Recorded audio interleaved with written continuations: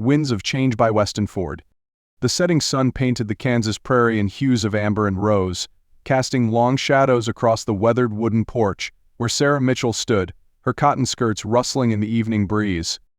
The year was 1875, and the untamed West still held more promises than certainties.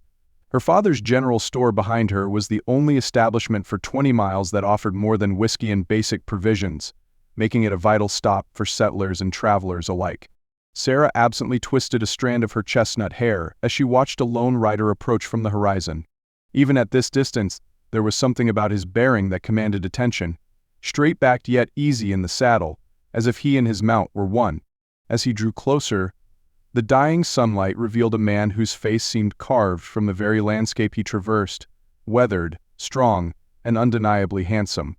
"Evening, miss," he called out, touching the brim of his hat as he dismounted with fluid grace.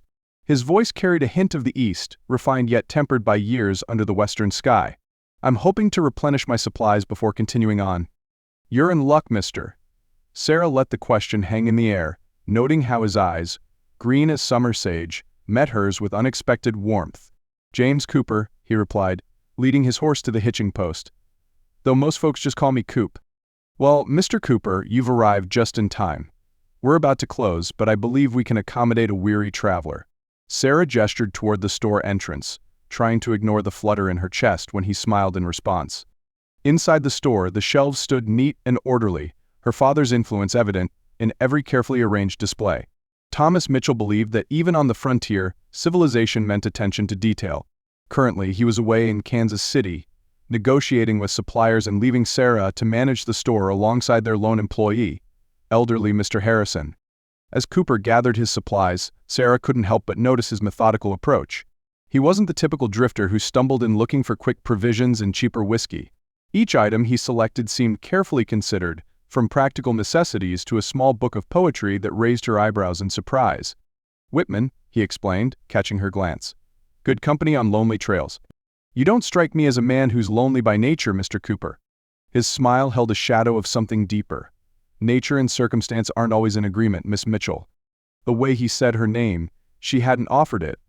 But in a town this size, everyone knew the Mitchell family, sent a warm current through her veins. Before she could respond, the store's bell chimed as Mr. Harrison entered from the back room. "Sarah, I've finished the inventory," he paused, eyes narrowing at Cooper. "Well, if it isn't James Cooper himself. Didn't expect to see you in these parts again."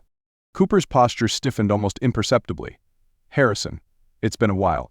The tension in the air thickened like summer storm clouds. Sarah looked between the two men, questions forming on her lips. But Harrison spoke first.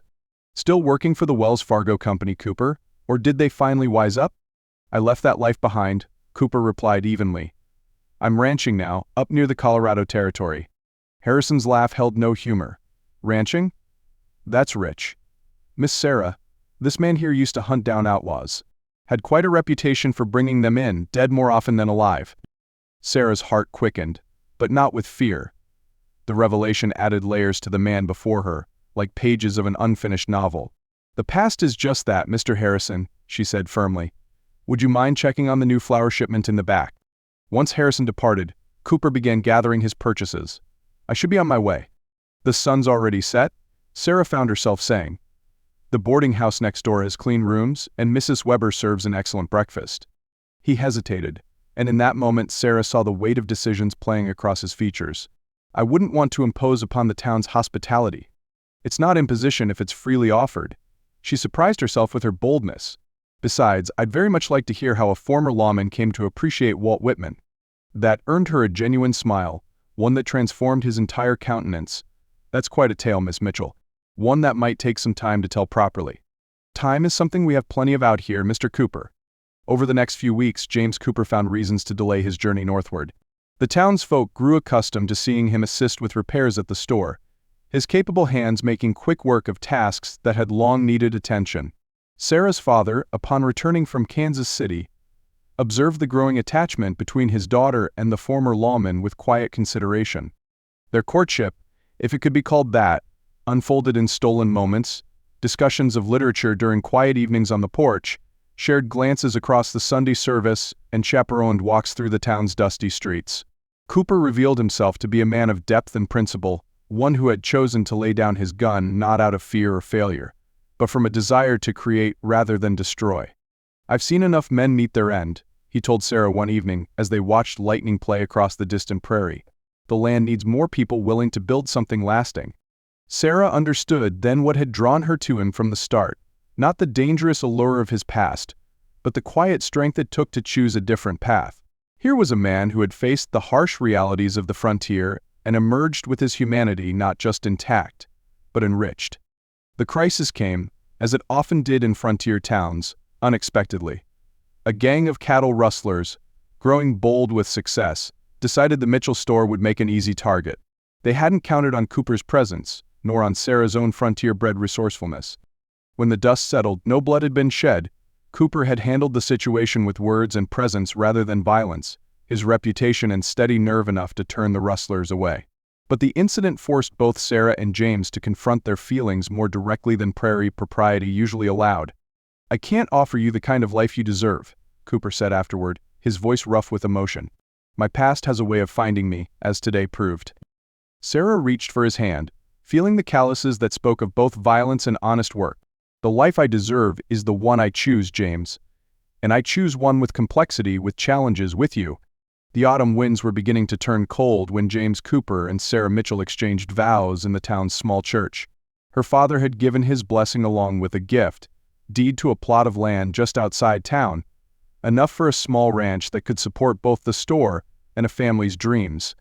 Their story became part of the town's legacy, not because it was extraordinary, but because it represented the very essence of the frontier spirit, the ability to forge something new from the raw materials of the past, to find beauty in the harsh landscape of possibility, and to recognize that true strength often lies not in the battles we fight, but in the peace we choose to make.